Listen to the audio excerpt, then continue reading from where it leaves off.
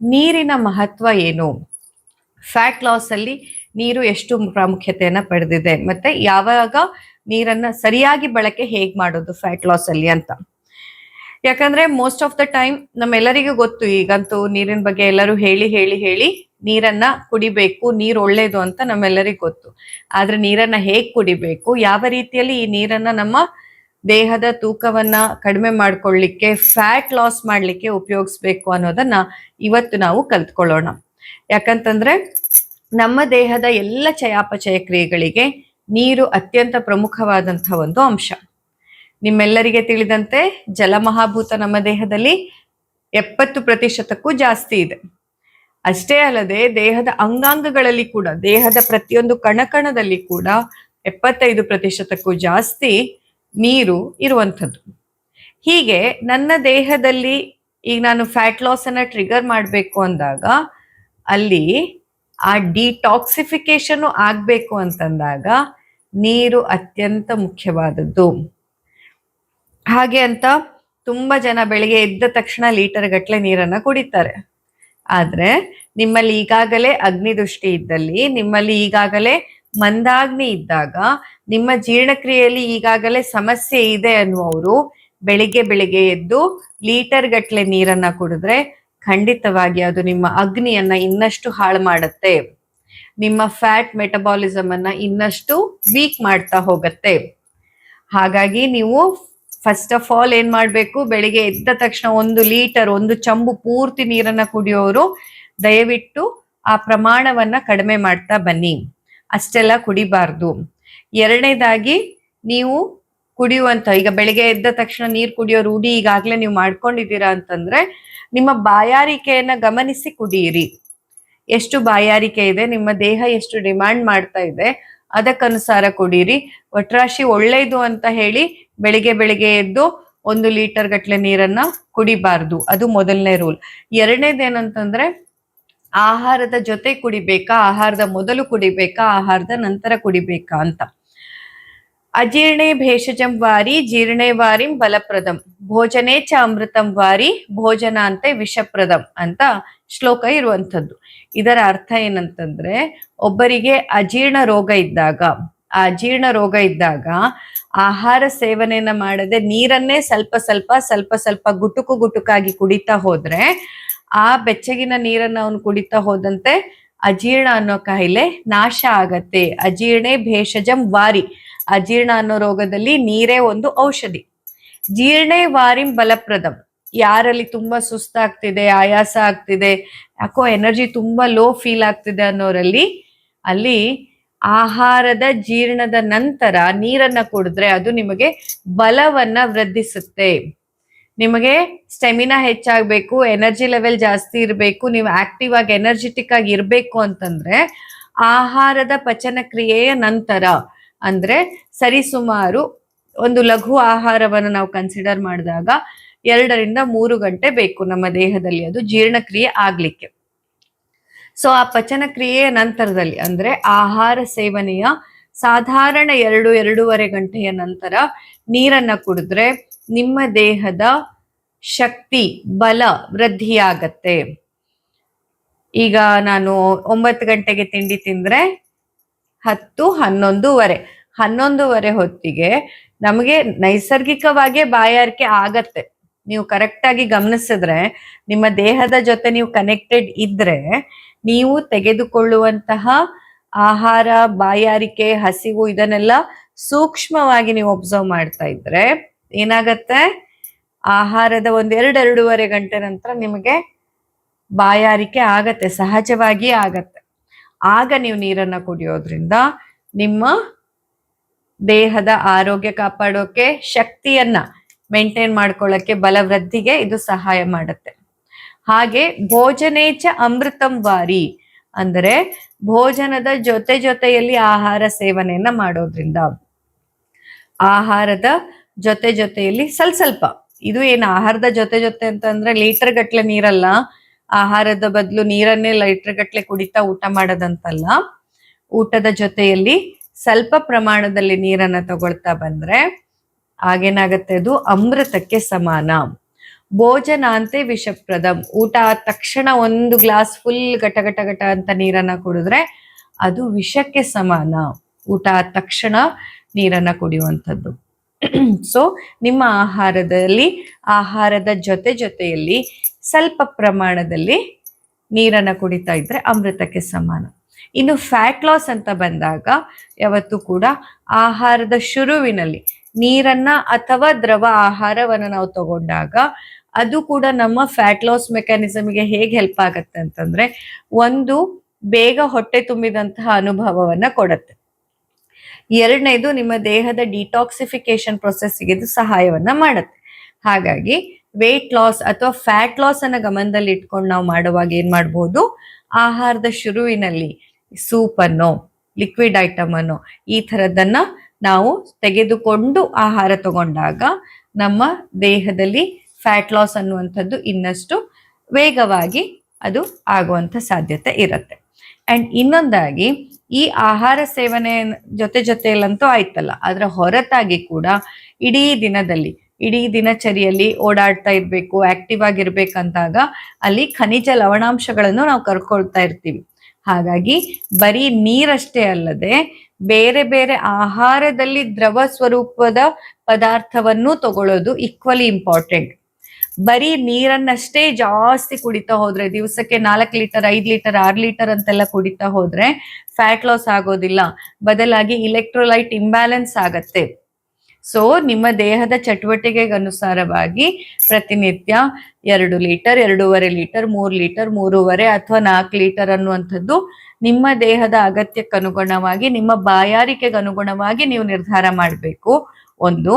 ಎರಡನೇದಾಗಿ, ಕೇವಲ ನೀರನ್ನಷ್ಟೇ ಅಲ್ಲದೆ ಬೇರೆ ಬೇರೆ ರೀತಿಯ ದ್ರವ ಆಹಾರವನ್ನ ನಿಮ್ಮ ಆಹಾರದ ಜೊತೆಯಲ್ಲಾಗ್ಲಿ ಅಥವಾ ಬಿಡುವಿನಲ್ಲಾಗ್ಲಿ, ಅಂದ್ರೆ ಎಳನೀರು ತಗೊಳ್ಳುವಂಥದ್ದಾಗಿರ್ಬೋದು, ಅಥವಾ ಯಾವ್ದಾದ್ರು ಒಂದು ಹೊತ್ತು ನಮ್ಮ ಆಹಾರದಲ್ಲಿ ಗಂಜಿಯನ್ನ ಇನ್ಕ್ಲೂಡ್ ಮಾಡ್ಕೊಳ್ಳೋದಿರ್ಬೋದು, ಸೂಪು, ದಾಲು, ಸಾರು, ಮಜ್ಜಿಗೆ, ಹೀಗೆ ಬೇರೆ ಬೇರೆ ರೀತಿಯ ವಾಟರ್ ಕಂಟೆಂಟ್ ಅನ್ನ ಕೂಡ ನಾವು ಇನ್ಕ್ಲೂಡ್ ಮಾಡಬೇಕು.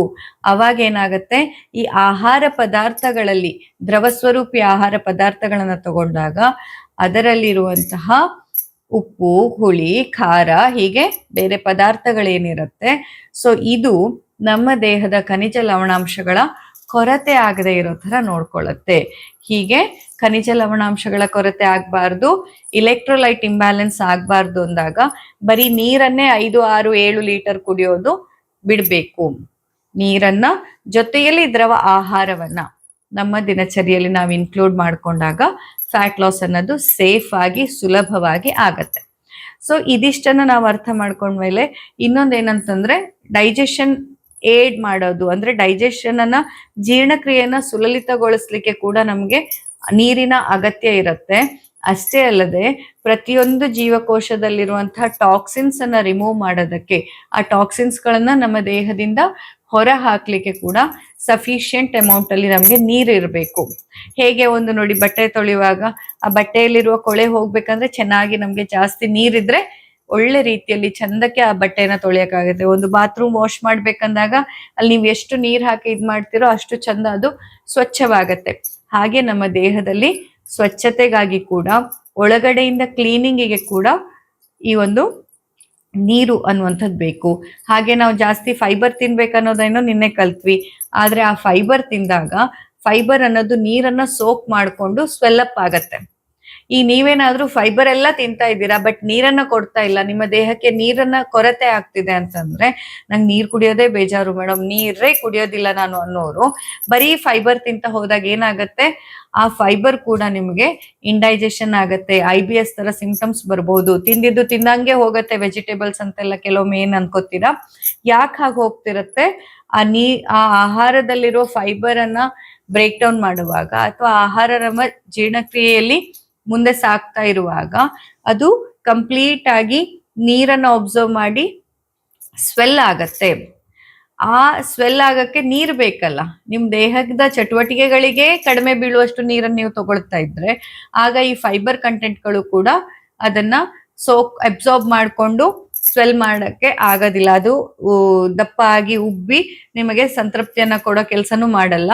ಹಾಗೆ ಕರುಳಿಗೆ ಹೋದಾಗ ನಮ್ಮ ದೇಹದಲ್ಲಿನ ಕರುಳಲ್ಲಿರೋ ಬ್ಯಾಕ್ಟೀರಿಯಾಗಳು ಆ ಫೈಬರ್ನ ತಿಂದು ಅಲ್ಲಿ ಮಲ ವಿಸರ್ಜನೆಗೆ ಕರೆಕ್ಟ್ ಆಗಿ ಬಲ್ಕ್ ಫಾರ್ಮ್ ಮಾಡ್ಬೇಕು ಅಂದಾಗ ಆ ಬಲ್ಕ್ ಫಾರ್ಮೇಶನ್ಗೆ ಕೂಡ ನಮಗೆ ನೀರಿನ ಅಗತ್ಯ ಇರುತ್ತೆ. ಸೊ ನೀರು ಅನ್ನುವಂಥದ್ದು ಜೀರ್ಣಕ್ರಿಯೆ ಪ್ರತಿ ಹಂತದಲ್ಲೂ ತುಂಬಾ ತುಂಬಾ ತುಂಬಾ ಮುಖ್ಯವಾದದ್ದು. ಆದ್ರೆ ಇಲ್ಲಿ ಯಾರು ಕೂಡ ಇಷ್ಟು ಲೀಟರ್ ಅಂತ ಅದ್ರ ಹಿಂದೆ ಓಡೋದ್ ಬೇಡ. ನಿಮ್ಮ ಚಟುವಟಿಕೆ, ಈಗ ನೀವು ತುಂಬಾ ಫಿಸಿಕಲಿ ಆಕ್ಟಿವ್ ಇರೋರು, ಪ್ರತಿದಿನ 10,000 12,000 ಸ್ಟೆಪ್ಸ್ ಆಗೋವಷ್ಟು ಓಡಾಡ್ಕೊಂಡು ಕೆಲಸದಲ್ಲಿ ಇರ್ತೀರಾ ಅಂದ್ರೆ ಆಗ ನಿಮ್ಮ ದೇಹಕ್ಕೆ ಹೆಚ್ಚು ಬಾಯಾರಿಕೆ ಆಗತ್ತೆ, ಹೆಚ್ಚು ನೀರಿನ ಅಗತ್ಯ ಇರುತ್ತೆ. ಈವನ್ ಯಾರು ಪೂರ್ತಿ ದಿನ ಏರ್ ಕಂಡೀಷನ್ ಅಲ್ಲಿ ಇರ್ತೀರಾ, ನಿಮ್ಗೆ ಬಾಯಾರಿಕೆ ಗೊತ್ತಾಗದೆ ಇದ್ರು ನಿಮ್ಮ ದೇಹಕ್ಕೆ ನೀರಿನ ಅಗತ್ಯ ಜಾಸ್ತಿ. ಯಾಕೆ ಅಂತಂದ್ರೆ ಎಸಿಯಲ್ಲಿ ನಮ್ಮ ಬಾಡಿ ಡಿಹೈಡ್ರೇಟ್ ಆಗ್ತಾ ಇರುತ್ತೆ, ದೇಹದಲ್ಲಿನ ನೀರಿನ ಅಂಶವನ್ನ ಅದು ಡ್ರೈ ಅಪ್ ಮಾಡ್ತಾ ಇರುತ್ತೆ. ಎಸಿ ಅನ್ನೋದು ಡ್ರೈ ಮಾಡುತ್ತೆ. ನಿಮ್ಗೆ ಇದು ಬೆಸ್ಟ್ ಉದಾಹರಣೆ ಅಂತಂದ್ರೆ ಏರ್ ಕಂಡೀಷನ್ ರೂಮ್ ಅಲ್ಲಿ ಒಂದು ಬಟ್ಟೆ ಹರ್ಗ ಹಾಕಿದಾಗ ನೋಡಿ, ಹಾಗೆ ಹೊರಗಡೆ ನಾರ್ಮಲ್ ಟೆಂಪರೇಚರ್ ಅಲ್ಲಿ ಏರ್ ಕಂಡೀಷನ್ ಇಲ್ಲದೆ ಇರೋ ರೂಮಲ್ಲಿ ಒಂದಿನ ಬಟ್ಟೆ ಹರ್ಗ ಹಾಕಿಡಿ, ರಾತ್ರಿ ಬೆಳಗಾಗುವಷ್ಟರಲ್ಲಿ ಏರ್ ಕಂಡೀಷನ್ ಇರುವ ರೂಮಿನ ಬಟ್ಟೆ ಬೇಗ ಒಣಗಿರುತ್ತೆ. ಅಂದ್ರೆ ಏರ್ ಕಂಡೀಷನ್ ಹೇಗೆ ವರ್ಕ್ ಮಾಡುತ್ತೆ, ರೂಮಲ್ಲಿ ಇರುವಂತಹ ಮಾಯಿಶ್ಚರ್ ಅನ್ನ ಅಬ್ಸಾರ್ಬ್ ಮಾಡಿ ಹೊರಕ್ಕೆ ಹಾಕಿ ಇಲ್ಲಿ ಟೆಂಪರೇಚರ್ ಅನ್ನ ಕೂಲ್ ಡೌನ್ ಮಾಡುವ ಕೆಲಸ ಮಾಡುತ್ತೆ. ಸೊ ಯಾರು ಎಸಿಯಲ್ಲಿ ಇರ್ತೀರಾ ನಿಮ್ಗೆ ಬಾಯಾರಿಕೆ ಅಂತ ಅನಿಸ್ದೇ ಇರ್ಬೋದು, ಆದ್ರೆ ದೇಹಕ್ಕೆ ನೀರಿನ ಅಗತ್ಯ ಇರುತ್ತೆ. ಹಾಗಾಗಿ ನೀವು ಆಗ ಆಗ ಸ್ವಲ್ಪ ಸ್ವಲ್ಪ ಮಟ್ಟಿಗೆ ನೀರನ್ನ ನೆನಪಿಟ್ಟು ಕುಡಿತಾ ಇರೋದ್ರಿಂದ ಕೂಡ ನಿಮ್ಮ ಫ್ಯಾಟ್ ಲಾಸ್ ಚೆನ್ನಾಗಾಗತ್ತೆ. ಹೀಗೆ ನಿಮ್ಮ ದೇಹದ ಅಗತ್ಯ, ಬಾಯಾರಿಕೆ ಮತ್ತು ನಿಮ್ಮ ಚಟುವಟಿಕೆ ಇದನ್ನೆಲ್ಲ ಗಮನಿಸಿಕೊಂಡು ನೀರಿನ ಸೇವನೆಯನ್ನ ಮಾಡಬೇಕು.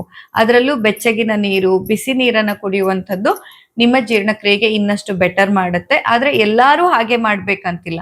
ನಿಮ್ಮ ಪ್ರಕೃತಿ, ನಿಮ್ಮ ದಿನಚರಿ ಮತ್ತೆ ನಿಮ್ಮ ಕ್ಲೈಮೆಟಿಕ್ ಕಂಡೀಷನ್ಸ್ ಹೇಗಿದೆ ಅನ್ನೋ ಬೇಸಿಸ್ ಮೇಲೆ ಚಳಿಗಾಲದಲ್ಲಿ ಬೆಚ್ಚಗಿನ ನೀರು, ಬೇಸಿಗೆಯಲ್ಲಿ ನಾರ್ಮಲ್ ವಾಟರ್, ಹೀಗೆ ಆಯಾ ಋತುವಿಗನುಸಾರವಾಗಿ ನಿಮ್ಮ ಪ್ರಕೃತಿಗನುಸಾರವಾಗಿ ನೀವು ಯಾವ ನೀರು ಬೆಸ್ಟ್ ಅನ್ನೋದನ್ನ ಸೂಕ್ತ ಅನ್ನೋದನ್ನ ನಿರ್ಧಾರ ಮಾಡ್ಕೋಬಹುದು. ಅದಕ್ಕೆ ನಾನು ಹೇಳ್ತಾ ಇರ್ತೀನಿ, ಆಯುರ್ವೇದ ಡಾಕ್ಟರ್ನ ಯಾವಾಗ ಕನ್ಸಲ್ಟ್ ಮಾಡ್ಬೇಕು ಅಂತಂದ್ರೆ ರೋಗ ಬಂದ್ಮೇಲೆ. ಎಲ್ಲಾ ಕಡೆ ತೋರಿಸಿದ್ರು ಗುಣ ಆಗಿಲ್ಲ ಅಂದ್ಮೇಲೆ ಡಾಕ್ಟರ್ ಹತ್ರ ಹೋಗ್ಬೇಕಂತಿಲ್ಲ. ನಾವು ಕಂಪ್ಲೀಟ್ಲಿ ಹೆಲ್ದಿ ಇದ್ದಾಗಲೇ ನಮ್ಮ ಹೆಲ್ತ್ ಅನ್ನ ಮೇಂಟೈನ್ ಮಾಡ್ಕೊಳ್ಳೋದಕ್ಕೆ ಅಂಡ್ ನಾನು ಯಾವ ರೀತಿ ನನ್ನ ದೇಹಕ್ಕೆ ಯಾವ್ದು ಸೂಕ್ತ, ಈಗ ಉದಾಹರಣೆಗೆ ಈಗ ನೀರೇ ಅಪ್ಪ, ಸಿಂಪಲ್ ಒಂದು ನೀರು ನನ್ನ ದೇಹಕ್ಕೆ ಹೇಗ್ ಸೂಕ್ತ, ನಾನು ಎಷ್ಟು ಕುಡಿಬೇಕು, ಯಾವ್ದು ಕುಡಿಬೇಕಂತ ಕೇಳೋದಕ್ಕೆ ಕೂಡ ನೀವು ಆಯುರ್ವೇದ ಡಾಕ್ಟರ್ನ ಕನ್ಸಲ್ಟ್ ಮಾಡಬಹುದು. ಬಿಕಾಸ್ ಆಯುರ್ವೇದದ ಮುಖ್ಯ ಗುರಿ ಏನು, ಸ್ವಸ್ಥಸ್ಯ ಸ್ವಾಸ್ಥ್ಯ ರಕ್ಷಣಂ ಆತುರಸ್ಯ ವಿಕಾರ ಪ್ರಶಮನಂ. ಒಬ್ಬ ಸ್ವಸ್ಥ ವ್ಯಕ್ತಿ ತನ್ನ ಆರೋಗ್ಯವನ್ನ ಹೇಗೆ ಕಾಪಾಡ್ಕೊಳ್ಬೇಕು ಅನ್ನೋದನ್ನ ಹೇಳ್ಕೊಡೋದು ಕೂಡ ಆಯುರ್ವೇದದ ಮೂಲ ಉದ್ದೇಶವಾಗಿರೋದ್ರಿಂದ ನಿಮಗೆ ನಿಮ್ಮ ಆರೋಗ್ಯವನ್ನ ಕಾಪಾಡ್ಕೊಳ್ಬೇಕಂದಾಗ ನೀವು ಹೆಲ್ದಿ ಇದ್ದಾಗಲೇ ಡಾಕ್ಟರ್ನ ಕನ್ಸಲ್ಟ್ ಮಾಡಿ. ಆಯಾ ಋತುವಿಗನುಸಾರವಾಗಿ, ನಿಮ್ಮ ದಿನಚರಿಗನುಸಾರವಾಗಿ, ನಿಮ್ಮ ಪ್ರಕೃತಿಗನುಸಾರವಾಗಿ ಹೇಗೆ ಯಾವ ಆಹಾರವನ್ನ ನೀವು ಸ್ವೀಕಾರ ಮಾಡಬೇಕು ಅನ್ನೋದನ್ನ ಡಾಕ್ಟರ್ ಜೊತೆಲಿ ಚರ್ಚಿಸಿ ನೀವು ಬಗೆಹರಿಸ್ಕೊಳ್ಬಹುದು. ಹೀಗೆ ಇವತ್ತು ನಾವು ಕಲ್ತಿದ್ದೇನು, ನೀರಿನ ಪ್ರಾಮುಖ್ಯತೆ ನಮ್ಮ ಈ ಒಂದು ಫ್ಯಾಟ್ ಲಾಸ್ ಜರ್ನಿಯಲ್ಲಿ ಏನು ಅನ್ನೋದನ್ನ ತಿಳ್ಕೊಂಡ್ವಿ. ಗೊತ್ತಾಯ್ತಾ?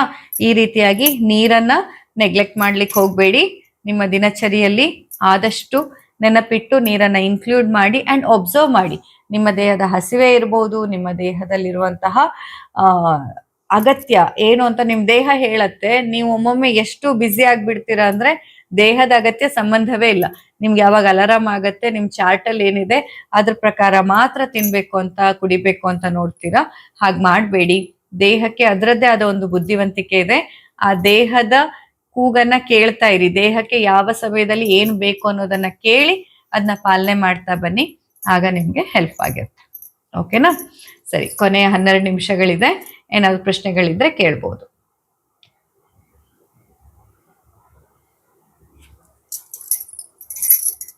ನಮಸ್ತೆ ಮೇಡಮ್. ಹಾ ನಮಸ್ತೆ, ಹೇಳಿ ಸರ್. ಮೇಡಮ್ ಇದು ಸೊ ವೆರಿ ಮಚ್ ಮೇಡಮ್. ಇದೊಂದು ಕನ್ಫ್ಯೂಷನ್ ಇತ್ತು, ಅದೇ ವಾಟರ್ ಬಗ್ಗೆ ಅಂತ ಕ್ಲಾರಿಟಿ ಸಿಗ್ತದೆ ಡಾಕ್ಟರ್ ಕಡೆಯಿಂದ.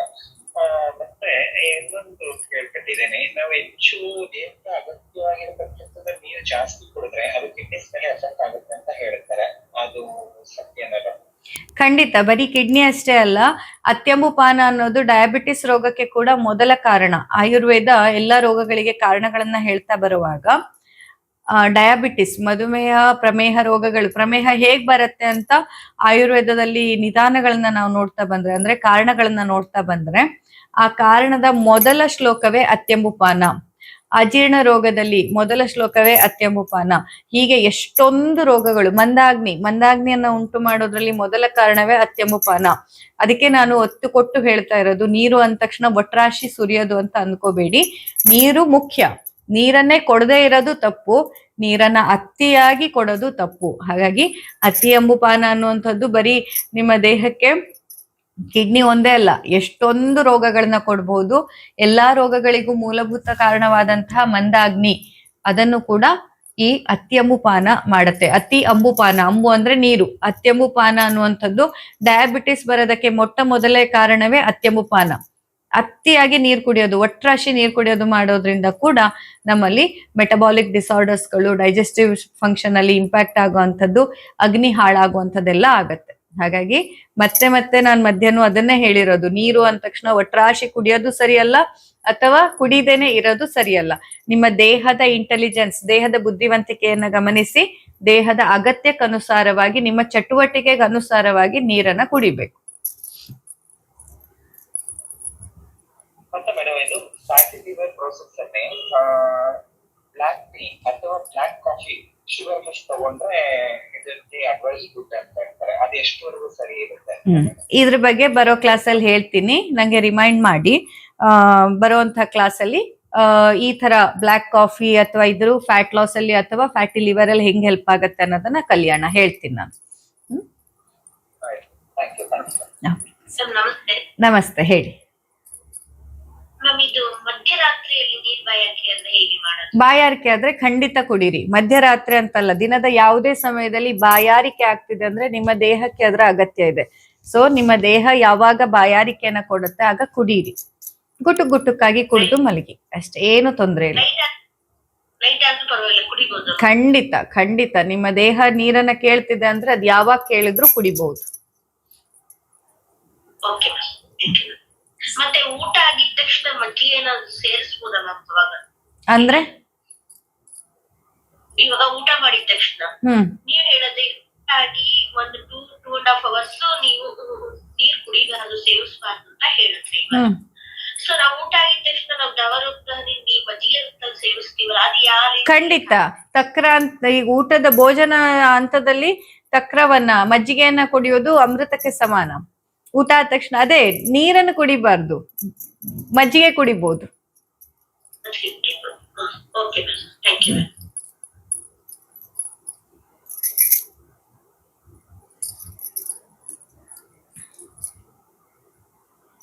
ಮತ್ತೆ ಯಾರಿಗಾದ್ರೂ ಪ್ರಶ್ನೆ ಇದೆಯಾ? ಹಾ, ನಮಸ್ತೆ, ಹೇಳಿ. ಏನ್ ಹೇಳಿ? ನೀರ್ ಕಡಿಮೆ ಆದಾಗ ಆಗತ್ತೆ.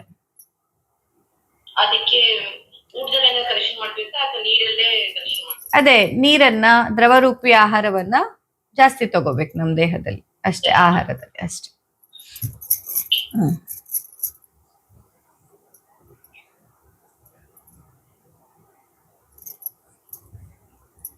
ಆಯ್ತಾ? ಇನ್ಯಾರಿಗಾದ್ರೂ ಏನಾದ್ರು ಪ್ರಶ್ನೆಗಳಿದ್ಯಾ?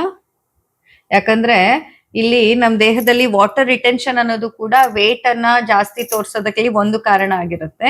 ವಾಟರ್ ರಿಟೆನ್ಷನ್ ಯಾಕೆ ಆಗತ್ತೆ ಅಂತಂದ್ರೆ, ದೇಹ ಡಿಫೆನ್ಸ್ ಮೆಕ್ಯಾನಿಸಮಿಗೆ, ಯಾವಾಗ ನಾವು ನಮ್ಮ ದೇಹದ ಚಟುವಟಿಕೆಗೆ ಅಗತ್ಯವಾದಷ್ಟು ನೀರನ್ನ ಪೂರೈಕೆ ಮಾಡ್ತಾ ಇಲ್ಲ, ಆಗ ದೇಹ ಇಲ್ಲಿ ಹೊರಗಡೆಯಿಂದ ನೀರ್ ಬರ್ತಾ ಇಲ್ಲ, ನಾನು ಒಳಗಿರುವಂತ ಆಹಾರವನ್ನೇ ರಿಟೆನ್ಷನ್ ಮಾಡ್ಬೇಕು ಅಂತ ದೇಹದಲ್ಲಿ ವಾಟರ್ ಅನ್ನ ರಿಟೆನ್ಷನ್ ಮಾಡ್ತಾ ಬರುತ್ತೆ. ಈಗ ನೀವು ಆಹಾರದಲ್ಲಿ ಸಿಕ್ಕಾಪಟ್ಟೆ ಉಪ್ಪು ತಿಂತಾ ಇದ್ರೆ, ಸಿಕ್ಕಾಪಟ್ಟೆ ನೀರನ್ನ ಕಡಿಮೆ ಕುಡಿತಾ ಇದ್ರೆ, ಅಥವಾ ನೀವು ತುಂಬಾ ಸ್ವೆಟ್ ಔಟ್ ಮಾಡ್ತೀರಾ, ವರ್ಕೌಟ್ ಮಾಡ್ತಿದ್ದೀರಾ, ಬಾಡಿಯಿಂದ ಏನು ಬೆವರು ಜಾಸ್ತಿ ಹೋಗ್ತಿದೆ, ಬಟ್ ನೀವು ಕುಡಿಯುವಾಗ ಜಾಸ್ತಿ ನೀರನ್ನಾಗ್ಲಿ ಬೇರೆ ರೀತಿಯಲ್ಲಿ ಅದಕ್ಕೆ ಪೂರೈಕೆ ಏನ್ ಮಾಡ್ಬೇಕನ್ನ ಮಾಡ್ತಾ ಇಲ್ಲ ಅನ್ನೋವಾಗ ಬಾಡಿ ಡಿಹೈಡ್ರೇಷನ್ ಕಂಡೀಷನ್ಗೆ ಹೋಗುತ್ತೆ. ಡಿಹೈಡ್ರೇಷನ್ ಕಂಡೀಷನ್ಗೆ ಹೋದಾಗ ಅದು ಮಸಲ್ ಟಿಶ್ಯೂ ಹೆಲ್ತಿಗೂ ಒಳ್ಳೇದಲ್ಲ, ದೇಹದ ಯಾವುದೇ ಚಯಾಪಚಯ ಕ್ರಿಯೆಗಳಿಗೂ ಅದು ಒಳ್ಳೇದಲ್ಲ. ಸೊ ಆವಾಗ ಒಂದು ಪ್ರಿಕಾಷನ್ ಅಂತ ದೇಹ ವಾಟರ್ ಅನ್ನ ಇಟ್ಕೊಳಕ್ಕೆ ಸ್ಟಾರ್ಟ್ ಮಾಡುತ್ತೆ. ವಾಟರ್ ಅನ್ನ ತನ್ನ ದೇಹದಲ್ಲೇ ಇಟ್ಕೊಳ್ತಾ ಬಂದಾಗ ಅದನ್ನ ವಾಟರ್ ರಿಟೆನ್ಷನ್ ಅಂತ ಹೇಳ್ತೀವಿ. ಅಂಡ್ ಆ ವಾಟರ್ ರಿಟೆನ್ಷನ್ ಇಂದ ಕೂಡ ತೂಕ ಜಾಸ್ತಿ, ದೇಹ ಎಲ್ಲ ಉಬ್ಬಿದ ಹಾಗೆ ಅನ್ಸುತ್ತೆ, ನೋಡಕ್ಕೆ ಮೈ ಉಬ್ಕೊಂಡಿದ್ದಂಗೆ ಅನ್ಸುತ್ತೆ. ಆದ್ರೆ ಸ್ಟ್ರೆಂತ್ ಇರೋದಿಲ್ಲ, ಶಕ್ತಿ ಇರೋದಿಲ್ಲ, ಅಲ್ಲಿ ವಾಟರ್ ರಿಟೆನ್ಷನ್ ಆಗ್ತಾ ಇರುತ್ತೆ. ವಾಟರ್ ರಿಟೆನ್ಷನ್ ಆಗ್ತಿದೆ ಅಂದ ತಕ್ಷಣ ಕೆಲವರು ದೇಹದಲ್ಲಿ ಆಲ್ರೆಡಿ ವಾಟರ್ ರಿಟೆನ್ಷನ್ ಇದೆ, ನಾನು ಮತ್ತೆ ನೀರು ಕುಡಿಬಾರ್ದು ಅಂತ ಅನ್ಕೋತಾರೆ. ಬಟ್ ವಾಟರ್ ರಿಟೆನ್ಷನ್ ಆಗ್ತಾ ಇರೋದು ನೀವು ನೀರು ಕುಡಿಯೋದು ಸಾಕಾಗ್ತಿಲ್ಲ ಅಥವಾ ತಪ್ಪಾಗಿ ತಗೋತಿದ್ದೀರಾ ಅನ್ನೋ ಕಾರಣಕ್ಕಾಗಿರುತ್ತೆ. ಸೊ ಅವಾಗ ಏನ್ ಮಾಡ್ಬೇಕು, ಅತಿಯಾದ ಈ ಮಸಾಲೆ ಪದಾರ್ಥ ಆಮೇಲೆ ಆ ಉಪ್ಪಿನ ಪದಾರ್ಥವನ್ನ ಕಡಿಮೆ ಮಾಡ್ಬೇಕು. ಜೊತೆಯಲ್ಲಿ ನೀರಿನ ಅಗತ್ಯ ಇದ್ದಷ್ಟು ಬಾಯಾರಿಕೆಯನ್ನ ಗಮನಿಸಿ ನೀರನ್ನ ಕೊಡ್ಬೇಕು. ಆಗ ನಿಮ್ಮ ದೇಹದಲ್ಲಿ ವಾಟರ್ ರಿಟೆನ್ಷನ್ ಕೂಡ ಕಡಿಮೆ ಆಗ್ತಾ ಬರುತ್ತೆ.